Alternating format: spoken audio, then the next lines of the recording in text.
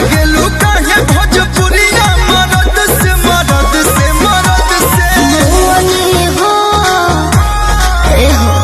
मुअनी हो हम डर के दर्द से मुअनी के जुठियावल हो जवानी तोहर माजल के जुठियावल हो जवानी तोहर माजल